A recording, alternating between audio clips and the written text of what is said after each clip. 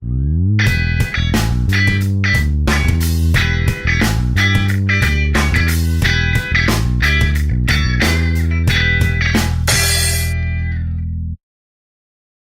desemprego que você consegue resolver é o desemprego decorrente de rigidez de preços nominais que podem ser resolvidos pela inflação. Mas se não houver inflação, essa rigidez de preço nominal não é relevante. Ela só é relevante quando o nível geral de preços muda. Então, eu não tenho nada que ver com o desemprego. O outro princípio, que é o mais suave com relação ao desemprego, é que para cada instrumento você precisa de um objetivo. Você não pode administrar a Vale do Rio Doce preocupado em manter o emprego nacional. A Vale do Rio Doce tem como objetivo produzir minérios. Se amanhã aparecer um robô que extrai minérios sem nenhum mineiro, né? Sem um minerador, a Vale do Rio Doce tem que usar esse robô. O emprego não é um problema dela. O pensamento do mundo inteiro em economia e em outras áreas se move para a direita desde os anos 80. Se torna mais conservador. A função do Banco Central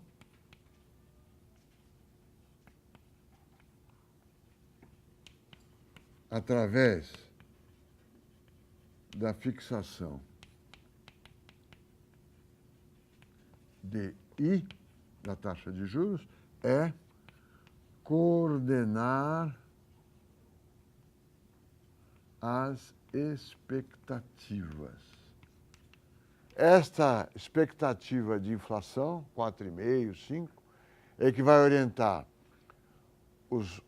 as fábricas de automóvel quando forem fixar os preços, os fabricantes de produtos eletrônicos quando vão fixar os preços, todos os produtores dos mercados de produtos diferenciados. E esse preço pré-fixado é fixado em função das expectativas. E a âncora seriam as expectativas coordenadas pelo Banco Central. Taxa cambial é uma âncora. A General Motors falou, vamos aumentar o preço. A CUT pediu aumento de 10%, eu vou aumentar o preço do Chevrolet em 10%. A âncora cambial faz o quê? Você começa a importar similares dos Estados Unidos. É uma âncora, eu diria, que tem existência real. Você traz a mercadoria do resto do mundo e joga na cara do produtor nacional que quiser vender mais caro. Certo? O arroz, eu vou aumentar o preço em 50%. Você importa arroz. Você importa arroz, importa roupa da China, importa automóvel do mundo inteiro e da China. Se o câmbio estiver fixo, é uma âncora que não dá para vamos ter uma conversinha, nada. É uma super âncora. A minha impressão, não sei se vocês compartilham, é que a expectativa é uma âncora muito frágil, extremamente frágil. É o que nós esperamos.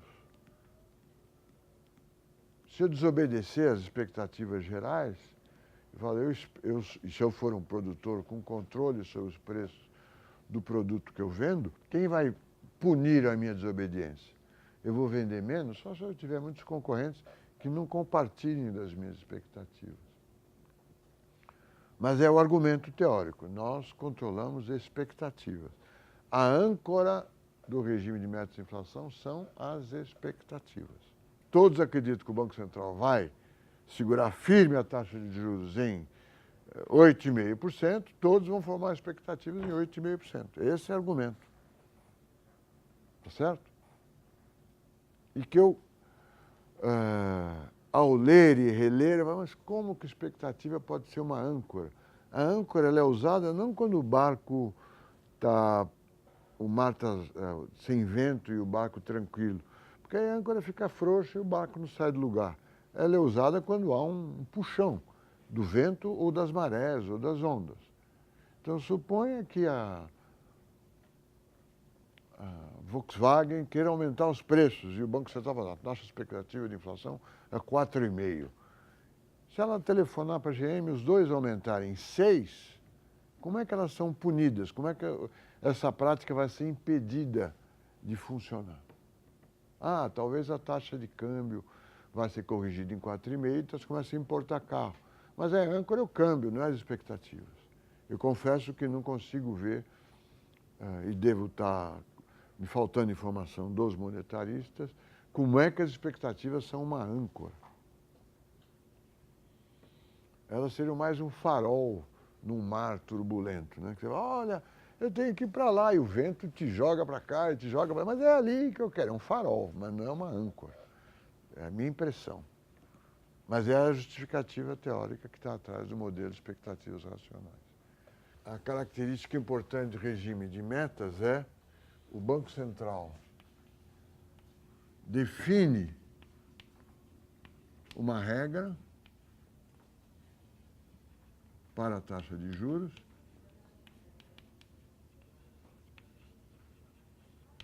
e fica com ela. Como é que eu diria isso? E a obedece sempre. Todos creem que ele vai continuar obedecendo. Esse é o princípio. E ele mostra com transparência, outra palavra dos nossos tempos, com transparência como está obedecendo. Quais são as informações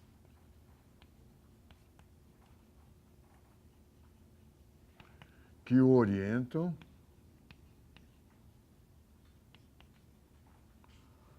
e os procedimentos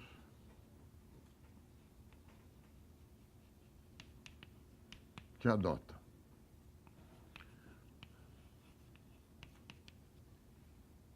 Então, o Banco Central anuncia nosso objetivo, ele fixa uma meta, né? Fixa uma meta de inflação, publicamente. No Brasil é 4,5, mais 2,5 ou menos 2,5. Quer dizer, é uma meta que varia entre 2 e 6. O Banco Central fala, nosso objetivo é fazer com que a meta de inflação, que a inflação chegue ao valor de 4,5% ao ano, medido pelo IPCA. E nós podemos errar 2 pontos para cima, 2,5 pontos para cima e 2,5 pontos para baixo. Nunca sairemos deste intervalo, que é amplo. O objetivo é a meta. E o que o Banco Central fará se ela fugir da meta?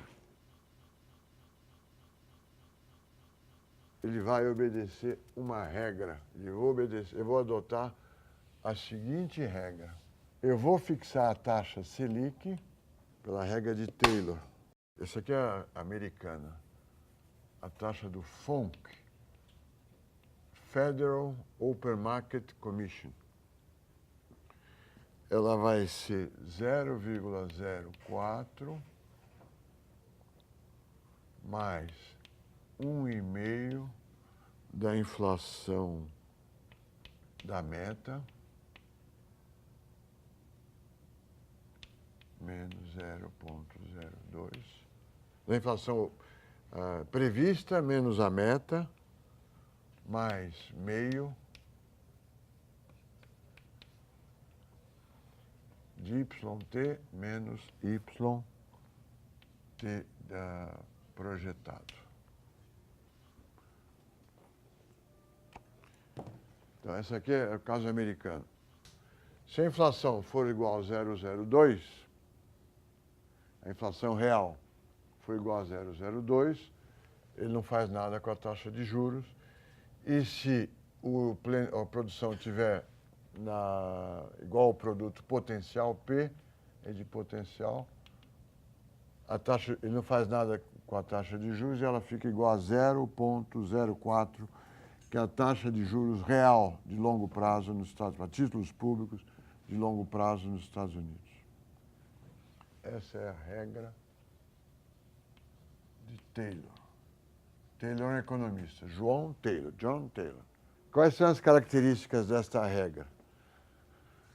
A variação da taxa de juros em função da variação da meta é maior do que 1, é igual a 1,5. Então, se a inflação observada, a inflação esperada, estiver maior que 0,02, eu aumento a taxa de juros numa proporção maior do que a inflação observada. Eu dou uma paulada na taxa de juros.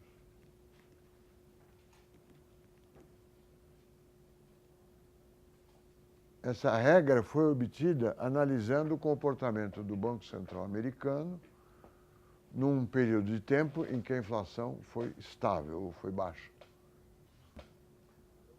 Então, o Taylor falou, como é que eles fixaram a taxa de juros nesse período? Ajustou uma regressão, é desse jeito aí. Eles sobre-reagiram à taxa de inflação esperada. Essa é outra característica do regime de metas de inflação. A inflação subiu, projetada no Brasil, vamos dizer, passou de... Hoje a projetada é 5. Se amanhã disser que é 6, ele não vai aumentar a taxa de juros de 1 ponto. Ele vai aumentar em 1,5 ponto. Os juros vai passar de 8 para 9,5. Tá certo? Então ele na linguagem, sei lá, de computador, calca a mão, ele vai forçar a mão na taxa de juros quando ela fugir da meta. Tá certo isso? Ele vai enfiar o pé na bota, ele vai enfiar a bota. Ele vai exagerar na taxa de inflação para reformar as expectativas em favor de uma taxa de inflação parecida com a da meta.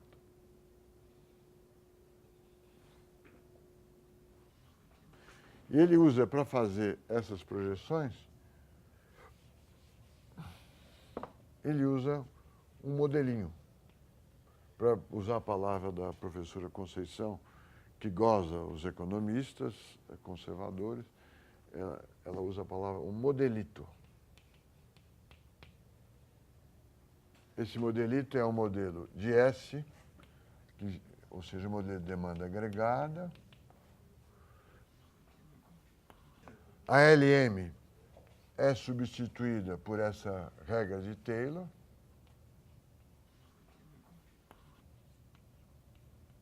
E o modelo de equação de preço. Olha, taxa de inflação é função de A1, variação de preços agrícolas, mais A2, variação de preços de importados, mais A3, variação da taxa cambial, etc. É um modelo de equação de preços super antimonetarista. É novo clássico. Mais do que isso, os monetaristas diziam, olha, o preço das coisas depende da quantidade de moeda, da moeda. A moeda é o efeito monetário que dá os preços, não é cada um dos preços, certo? É a quantidade de moeda que é relevante. Ou a taxa de juros, mas não cada um dos preços. Mas é usada essa equação de preços, uma equação desse tipo, para estimar qual é a inflação projetada, em vez de ser atual, qual é a projetada, e para orientar a política monetária do Banco Central, a política de fixação de juros. Faz parte desse modelo também uma curva de oferta agregada. Vamos colocar aqui equação 1, equação 2, equação 3, equação 4 e a equação 5. Nós estamos ainda na justificativa teórica. A equação 5 é o produto potencial. Aqui está o tempo.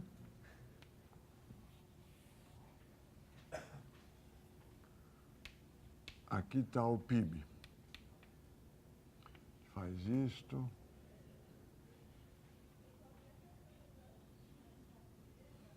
O produto potencial é quanto a economia poderia produzir com a capacidade instalada, a mão de obra que ela contrata e quanto ela está produzindo. uma estratégia para estimar isto aqui é pegar os pontos unir os picos desse gráfico e dizer, olha, este aqui é o produto potencial. Sempre que estiver abaixo, existe capacidade ociosa.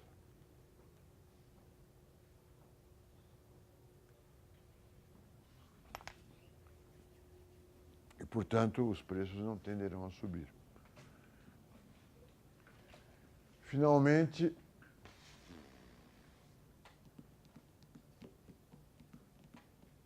eu vou dizer finalmente.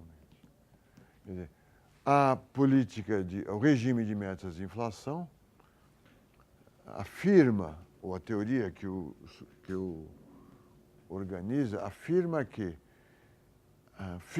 elevando a taxa de juros rapidamente, quando a expectativa de inflação aumenta, garante uma oscilação menor do desemprego e do emprego e do desemprego, ou da utilização do nível de capacidade. Está claro isso ou não? Quer dizer, eles não, a utilização desta forma de controlar a taxa de juros é justificada da seguinte forma: fixando a taxa de juros, mudando a taxa de juros mais rapidamente e para um valor maior quando a inflação esperada aumenta, que nós garantimos que o produto essas diferenças aqui vão ser as menores possíveis.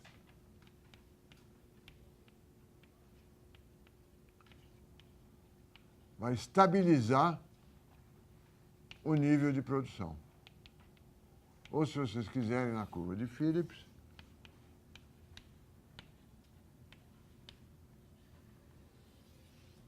em vez de ficar rodando para cá e para cá, eu vou estabilizar o nível de emprego. Eu consigo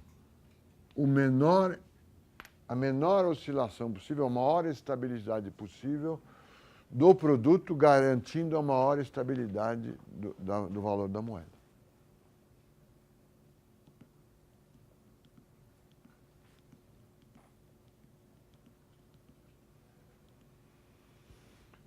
Todas essas regras, ou esse modelo completo, 1, 2, 3, 4, 5, no regime de metas de inflação são transparentes. O Banco Central tem que mostrá-lo ao público. Se vocês forem no site do Banco Central, está lá o modelo que ele usa. As estimativas de inflação que ele faz também têm que ser transparentes. Ele fala de inflação, a taxa de inflação oscila, ele fala da inflação medida sem nenhuma correção, ele fala da inflação aplainada, que é a média móvel, ou é a inflação corrigida por essas oscilações, diz quanto é que ele está prevendo de inflação, faz uma pesquisa com economistas de bancos que publicam a revista Focus, de quanto que você está esperando que a taxa de inflação? Estou esperando tanto. Faz uma pesquisa, qual a expectativa média do mercado para a inflação futura, e com todas essas informações se reúnem 5 diretores do Banco Central, discutem essas informações e tomam uma decisão sobre a taxa de juros. Manter constante, aumentar, diminuir. Manter constante e anunciar, olha, mas estamos preocupados, tem um viés de alta, viés é uma palavra de estatística, né? O desvio em relação à média, mas aqui é usado como uma tendência, olha, estamos mantendo a taxa de juros, mas achamos que pode subir no próximo encontro, então viés de alta. Ou aumentamos e achamos que vai aumentar mais, então aumentamos e tem um viés de alta. Ou aumentamos e achamos que vamos diminuir no futuro, então aumentamos e viés de baixo. Essa ata faz parte do regime de metas de inflação, é divulgada para o público alguns dias depois. Ela é escrita, os participantes vejam se ela está corretamente escrita e é divulgada. Até hoje os votos são secretos dos diretores. Ela tem toda uma liturgia, um rito de definição da taxa de inflação, da taxa de juros. Por quê?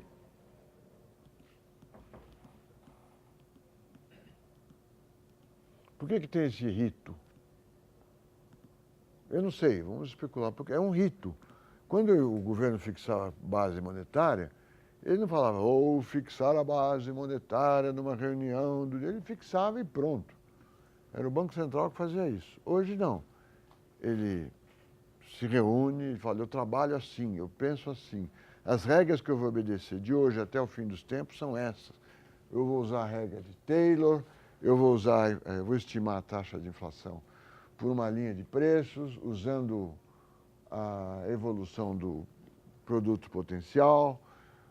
Vou perguntar aos senhores, participantes do mercado financeiro, qual é a expectativa que os senhores têm de inflação, somo todas essas informações e defino a taxa de juros. O argumento é para que haja credibilidade, que todos saibam como ele está procedendo, para que haja credibilidade, todos acreditem no que ele vai fazer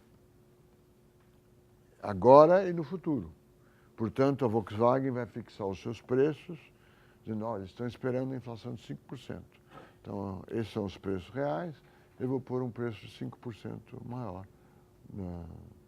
para as vendas do ano que vem. Ou para as vendas, eu vendo de hoje até ano que vem com aumento de 5%. A CUT provavelmente vai dizer, olha, estão fixando a inflação de 5%. A CUT não faz isso, ela olha para a inflação passada, né? Houve uma inflação de 6, eu quero aumento de 6. Mas se ela fosse parte da comunidade das expectativas racionais, o que passou, passou. Agora a inflação projetada é 6, eu quero meu salário com aumento de 6. Certo? Eu espero que a taxa cambial vai ser 6. Os bancos, para fazer um empréstimo de 1 ano, eles vão dizer, eu quero tanto de juros real, mais 6. Essa é uma razão, né, para ela ser transparente e crível.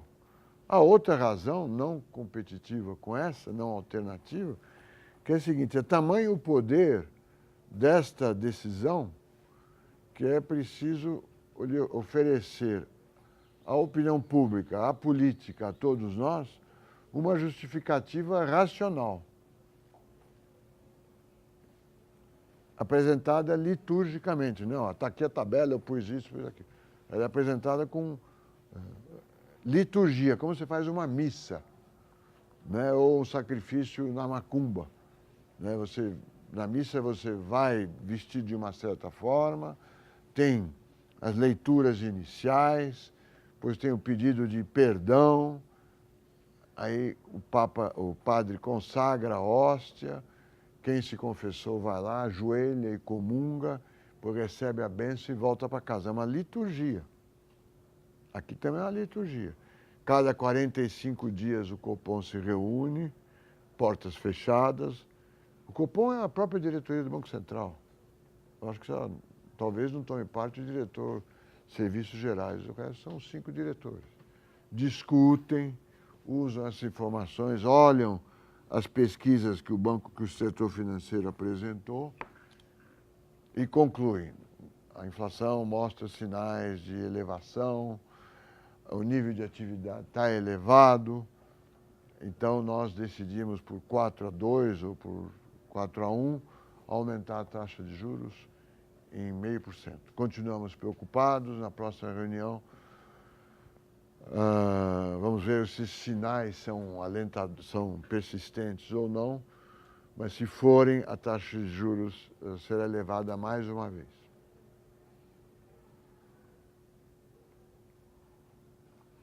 Ela evita também, o que ela coordena mesmo é o comportamento dos bancos. Os bancos estão vendendo papéis e tomando dinheiro emprestado a uma determinada taxa de juros.